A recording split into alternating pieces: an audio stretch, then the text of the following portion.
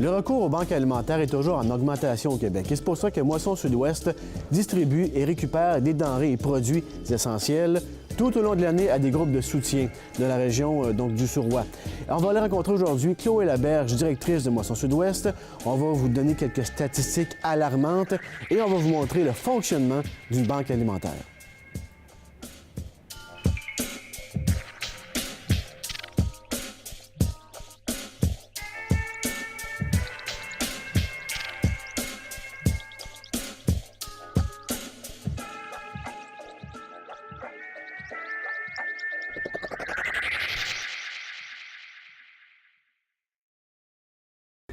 Chloé Laberge, ça fait 3 ans que vous êtes directrice chez Moisson Sud-Ouest et puis vous couvrez les territoires de Beauharnois-Salaberry, Vaudreuil-Soulanges et Lauson-Saint-Laurent.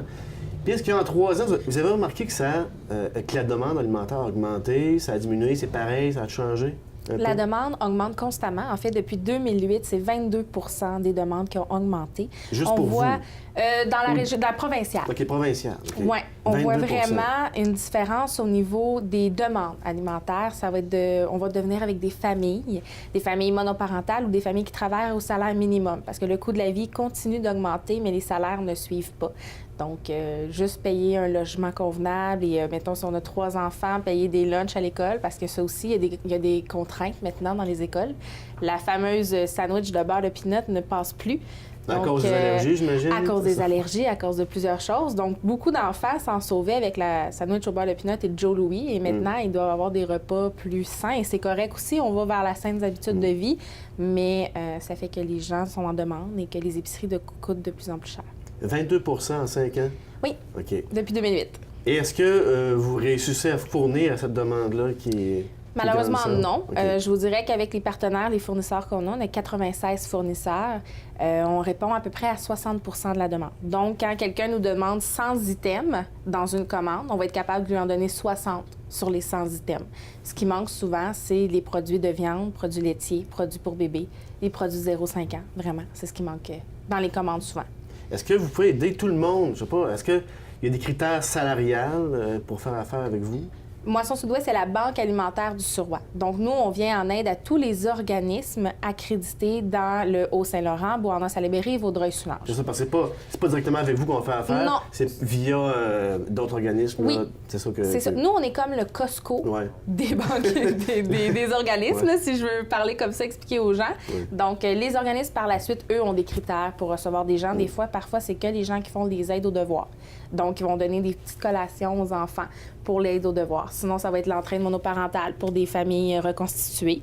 Ça va être pour les femmes battues, les maisons d'hébergement, la popote roulante, des choses comme ça. Chacun a une spécificité qui, eux, après, choisissent leurs clients comme ça. Et là, est-ce que, maintenant, l'équipe, tout ça, là, est-ce que vous avez encore besoin de bénévoles? Je veux dire, parce que si la demande augmente, est-ce que c'est dur de trouver du personnel pour... Toujours. Ouais, toujours. Toujours. Ça, c'est un bon combat pour vous, ça? Oui, nous sommes un gros défi tout le temps. Petite équipe de salariés. Et par la suite, il faut toujours user d'imagination pour aller chercher des gens sur des programmes en réinsertion, des gens sur des programmes de bénévolat, des stagiaires, beaucoup, autant au collégial et universitaire. Donc, pour aussi développer le côté de moisson. Donc, si on a des problématiques en logistique d'entrepôt, on va aller chercher quelqu'un en stage du AEC de logistique d'entrepôt au Collège de Valleyfield. Comme ça, on peut nous diminuer nos coûts et toujours aller chercher de nouvelles formations et d'aller chercher de nouvelles informations aussi au niveau de comment faire le centre de distribution et comment faire aussi à l'administration. C'est souvent des jeunes en communication, relations humaines, relations publiques, qui vont venir durant l'été organiser mes événements, tournois de golf, relations publiques, les petites conférences de presse, les assemblées générales. Donc, c'est à ce niveau-là que moi, je peux m'en sortir un peu, déléguer, soutenir, et c'est toujours une belle énergie d'avoir des jeunes avec nous aussi parce qu'ils savent, ils sortent de l'école, donc ils sont dans leur papier encore, puis ils veulent. Fait qu'ils comptent pas le temps. À moindre coût ou bénévole, c'est ça? Malheureusement, c'est à moindre coût. Ouais. Donc, ici, c'est vraiment, les gens, ils aiment qu'est-ce qu'ils font. C'est pas pour le salaire. On n'a pas d'assurance, on n'a pas de rien, là, de tout ça, là, ici. Là. Donc, c'est pour la cause, vraiment, qu'on le fait. Mais comment vous faites pour vivre? Moisson Sud-Ouest, ils vivent de quoi? Moisson Sud-Ouest vit au niveau du gouvernement. Donc, on a le gouvernement du Canada et du Québec qui nous donne des montants annuellement. Par la suite, on y va avec des projets. On y va avec des réinsertions sociales. L'Emploi Québec va nous donner de l'argent. Les tables de concertation vont nous donner de l'argent. Et ensuite, c'est plus de 40 de notre masse salariale en financement, en collecte de fonds. Exemple, la guignolée des médias en est une. À ce niveau-là. Donc, essentiellement, vous vous occupez de demandes alimentaires? Oui. Seulement ça? On touche tout ce qui est l'insécurité alimentaire. L'insécurité alimentaire, qu'est-ce que c'est, ça? L'insécurité alimentaire, c'est, exemple, un organisme qui veut découvrir les saines habitudes de vie avec les enfants. Bien, ils vont nous appeler et on va fournir de la nourriture à ce niveau-là. Les cuisines collectives, les comptoirs de dépannage alimentaire, les collations dans les écoles primaires et secondaires, les petits repas préparés dans les maisons d'hébergement. Tout ce qui touche à l'alimentation. Nous, on arrive et on leur dit, au lieu d'utiliser le peu d'argent que vous recevez du gouvernement ou justement de vos subventions, bien nous, on va vous le fournir gratuitement et vous utilisez vraiment l'argent que vous avez, le peu d'argent naturellement, pour vos activités et payer vos intervenants. Parce qu'on est tous dans la même galère, si on peut dire, là. On est tous dans les mêmes problématiques que l'argent n'arrive pas du ciel et on n'a pas encore trouvé la méthode pour faire pousser ça non plus. Fait que nous, maintenant, on fait pousser nos propres légumes. Moisson a des terres agricoles pour faire pousser les légumes quotidiens, là, les patates, les choux, les carottes, tout ce qui est en demande quotidiennement. Et on essaie aussi de faire une transformation alimentaire pour avoir de ces aliments-là durant l'hiver. Donc, on va les congeler, on va les transformer et on va pouvoir en redonner durant l'hiver aux organismes de la région. Les champs sont où? Il y en a à Sainte-Clette. Dans le fond, tout le chemin Saint-Emmanuel, là. Ouais, c'est pas mal tous nos amis, ouais. ça. Il y en a aussi, c'est des donateurs avec la financière agricole. Donc, ça peut venir de Saint-Timothée, de Beauharnois, de Huntingdon. On est en pourparlers pour avoir une terre en stand aussi à Saint-Anicette. Donc, on use d'imagination vraiment à ce niveau-là aussi. Du côté des... tantôt, on va aller voir l'entrepôt, là. Oui. Mais il y a de tout, là, OK? Des choses santé. Est-ce qu'il y a des choses moins bonnes pour la santé? Est-ce qu'on peut donner des choses un petit peu moins bonnes pour la santé?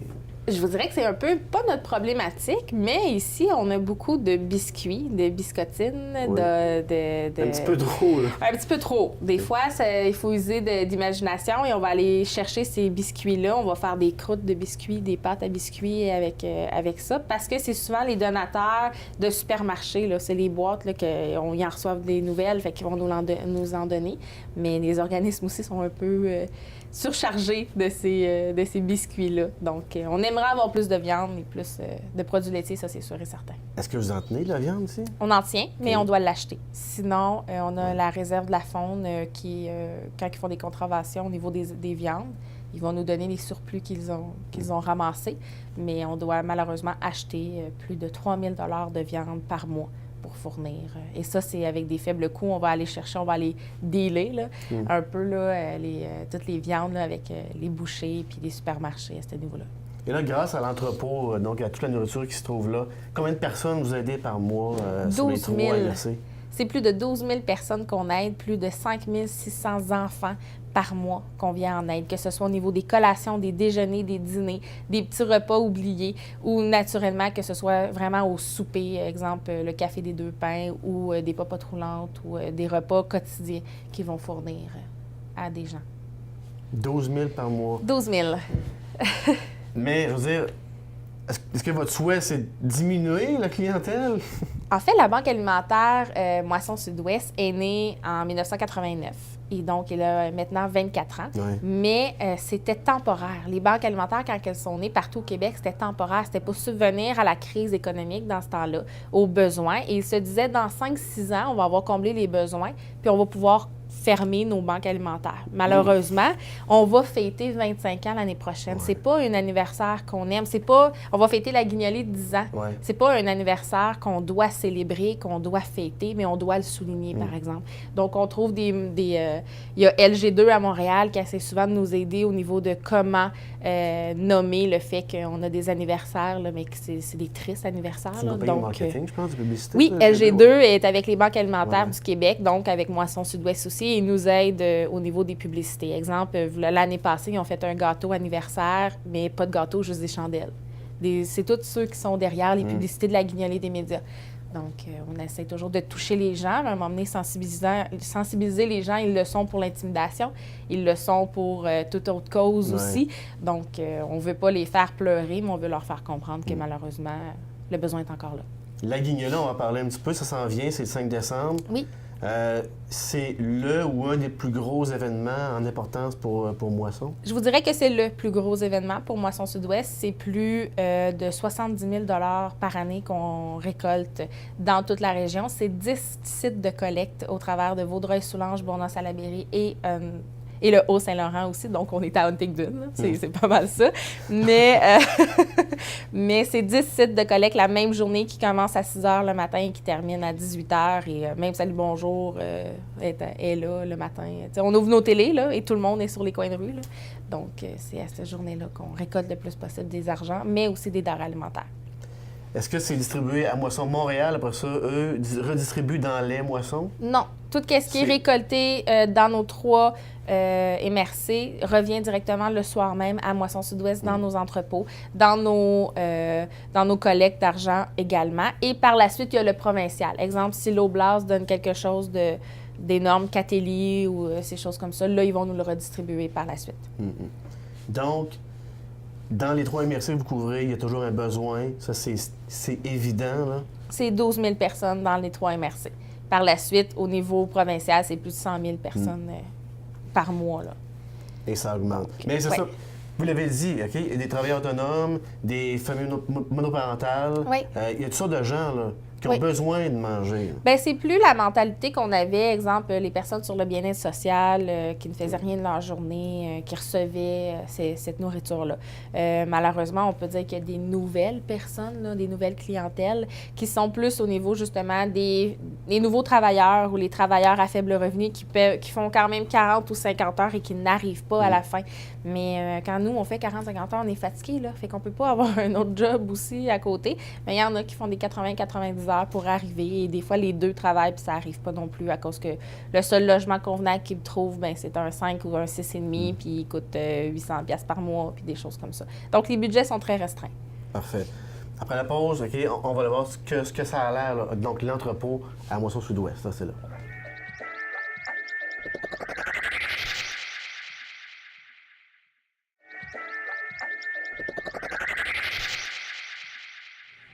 Bon, Chloé Laberge, on est ici dans l'entrepôt de Moisson Sud-Ouest. Là, ici, ce qu'on a, c'est les dons corporatifs qui viennent des compagnies. Là. Bon. Oui. Qu'est-ce qu'on a? Par exemple, ici, là, du beurre d'arachide. Oui. Il est encore bon, là, OK? Ça dépend toujours. En fait, les dons planifiés des fournisseurs, c'est souvent des erreurs dans les palettes. Donc, avant, il y avait une erreur ou une palette de mal emballés et on les envoyait directement. Maintenant, les dons sont planifiés. Donc, Kraft Canada, s'il y a une erreur et au lieu de le reproduire ou le jeter, il va nous les donner. Ça peut être une erreur de date, une erreur de comment c'est écrit aussi. Okay. Parfois, il n'y a pas de terme français, il y a des normes à suivre. Là. Donc, on reçoit des chips ou des affaires comme ça, c'est pas écrit en français. On reçoit des pains que c'est écrit hamburger puis il y a des hot dogs dedans. Donc, oui, c'est des erreurs.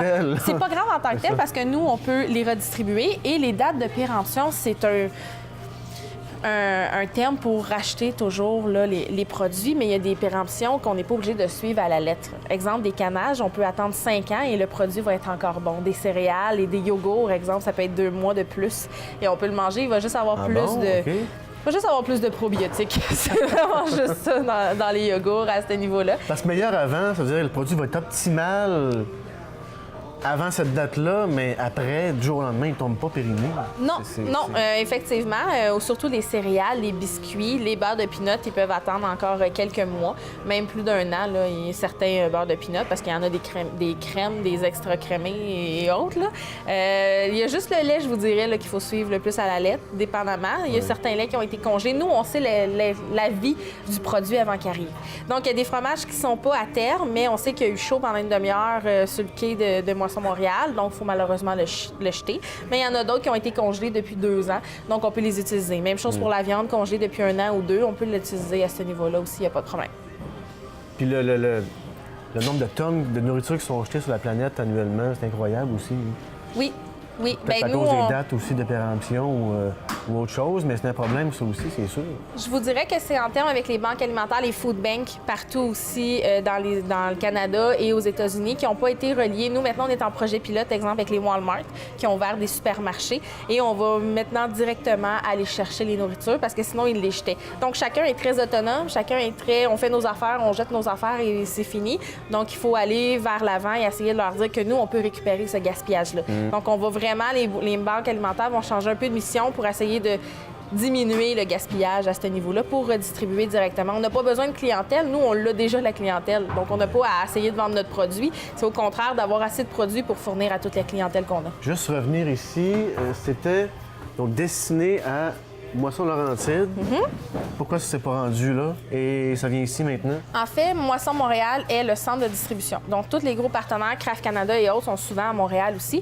Donc, ils vont aller porter directement à Montréal, qui ont une plus grosse entrepôt que nous. Et lui va redistribuer au Grand Montréal, donc aux banques alimentaires à proximité, Rive-Sud, Sud-Ouest, Laurentide, Lanaudière et Laval.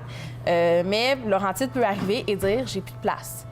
Ça l'arrive, ou j'ai pas le bon camion aujourd'hui pour prendre le stock. Donc, ils vont le changer rapidement. Sud-Ouest arrive à 2 heures.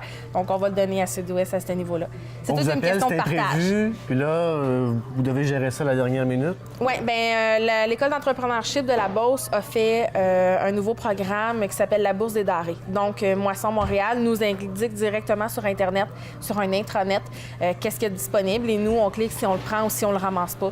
Puis lui, après, peut redistribuer. Donc, on devient un peu plus informatique. De panique, là. OK, là, on attend 12 palettes de beurre d'arachide imprévu. Non, je te dirais que des fois, on a quelques surprises, là, mais on essaie de sortir tout de suite.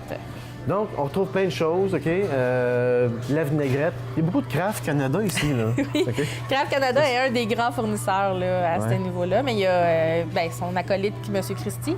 Puis... Qu'on retrouve juste à côté. Oui, c'est ça. Puis il y a Dare aussi, des choses comme ça. Mais ça, je vous dirais que c'est les plus gros partenaires, oui, à ce niveau-là. Il y a combien de tonnes ici, juste pour les dons corporatifs? Est-ce que vous le savez? Tu veux dans une année? Bien, présentement, disons, là, il y a plus de 150 000 tonnes. Juste corporatif? Parce qu'au total, on reçoit plus de 3 millions de tonnes par année ici, à Moisson. Et ce qu'on a ici, ça sort... Je vous dirais qu'il y a un roulement de 4 à 5 semaines. Okay, donc, les choses que vous voyez ici, si vous revenez dans un mois, il n'y en aura pas. Il y a d'autres roulements que ça va vivre 2 jours. Les légumes, les produits laitiers vont rentrer et vont ressortir immédiatement, des fois même la journée même. Donc, c'est à ce niveau-là. Les légumes, c'est pas ici, là? C'est dans nos congélateurs et dans nos frigidaires. Oui, c'est ça. Et on est en ce moment en campagne de financement pour changer et renouveler nos congélateurs qui ont maintenant 44 ans. Donc, ils nous font quelques petites crises cardiaques parfois. On va aller de l'autre côté. Oui. Ça va être la transformation partie, alimentaire. Transformation alimentaire. Oui.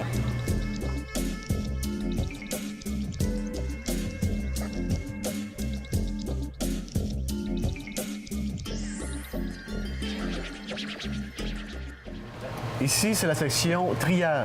Oui. Plateau de triage. Oui, effectivement. Et c'est avec les gens du SRSOR, avec des intervenants.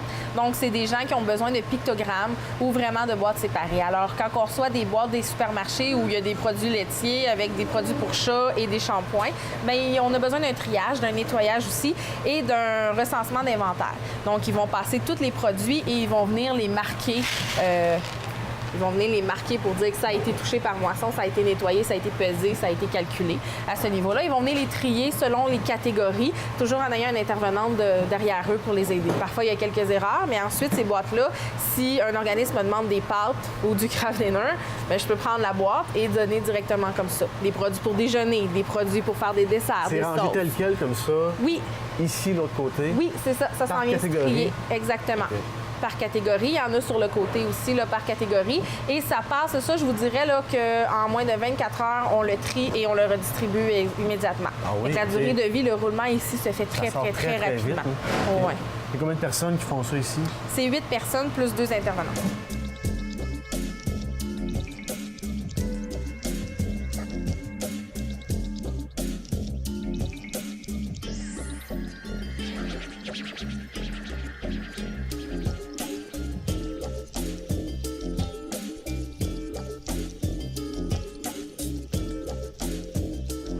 Donc ici, les filles font des boulettes.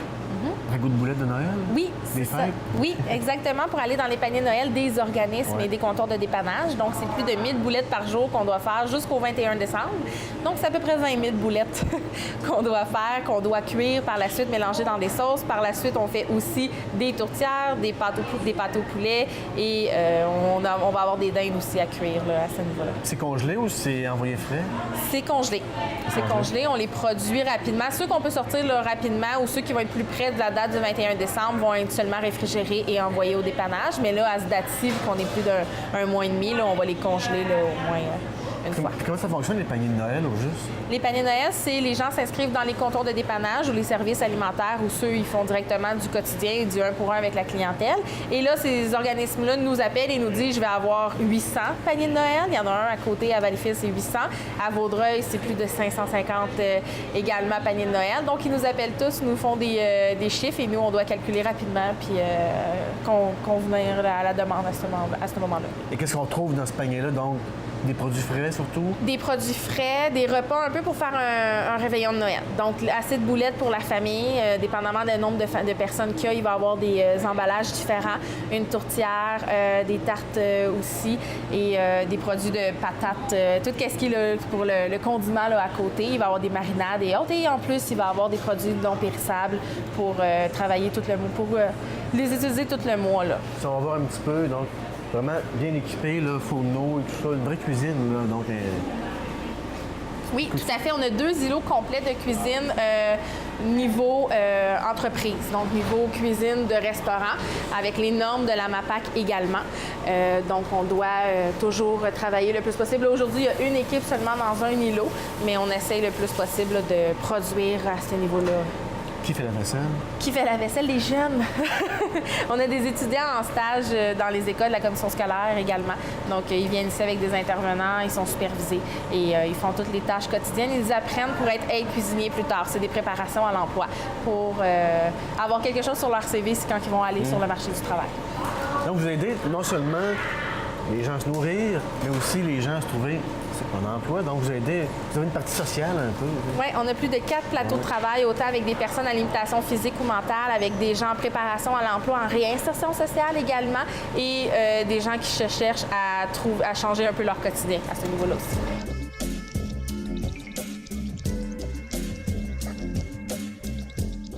Moisson Sud-Ouest, donc, a besoin de l'aide du public, c'est sûr. Mais s'il y a des entreprises qui veulent collaborer avec vous autres de façon ponctuelle ou à l'année, c'est possible, j'imagine? Oui, des entreprises partout dans la région peuvent aider bénévolement, donc venir faire des consolidations d'équipes directement ici à Moisson, mais ils peuvent aussi donner des dons en argent ou des dons planifiés. Donc, des dons planifiés, c'est de dire j'achète tant de dindes pour tant d'argent et ça va aider 150 personnes. Donc, on a quelques entreprises, quelques fondations qui font ça, qui arrivent avec un chèque en début de novembre et qui nous disent voici l'argent, achetez tant de dindes avec ça, ça va aider tant de familles. Donc, nous, après ça, on peut le réutiliser, on peut le mettre sur nos bailleurs de fonds, on peut les dire dans les rapports d'activité et ça fait vraiment des dons nécessaires et utiles là, à Moisson. Là. Donc, quand c'est planifié, qu'on sait qu'est-ce qu'ils vont nous donner à ce niveau-là, surtout des produits laitiers et de la viande. On a les agriculteurs au niveau des porcs aussi du Québec, la Fondation Tirelire qui nous donne tant de cubes de porc pour aider plus de 5 000 $ à ce niveau-là. Donc, c'est des dons planifiés des entreprises de la région ou des agriculteurs. Ou des dons non planifiés. Ou des dons non planifiés aussi, qui peuvent arriver et dire... On est preneur de tout, là. On est preneur de tout, mais c'est sûr qu'avec un petit entrepôt, on a un petit espace restreint. Aussi, on n'est pas un grand centre de distribution. Parfois, de planifier d'avance qu'est-ce qu'on va recevoir, on peut savoir exactement où le placer ou comment on va le redistribuer. Mais c'est mieux pour vous que ce soit planifié, là. Beaucoup mieux pour nous. Si vous avez à choisir entre les deux, ce serait des dons planifiés. Planifiés. Je vous dirais que la journée que c'est non planifié, c'est pas mal à la guignolée qu'on reçoit beaucoup de dons non planifiés. Mais sinon, on essaye de faire une logistique à ce niveau-là pour le centre de distribution beaucoup. Puis, ça serait quoi le type d'entreprise que vous recherchez? Ça peut être en nourriture? Ça peut être autant des fournisseurs.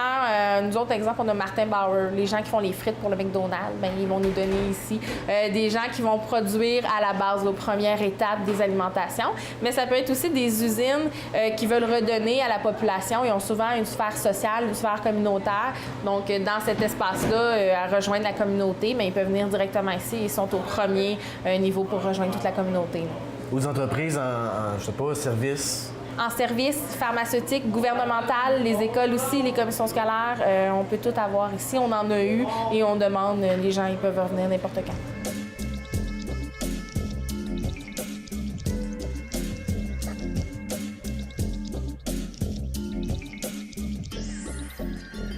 Donc, c'est ça que ça a l'air. Donc, nourrir 12 000 personnes par mois, c'est du travail. Oui. Ça roule tout le temps. Oui.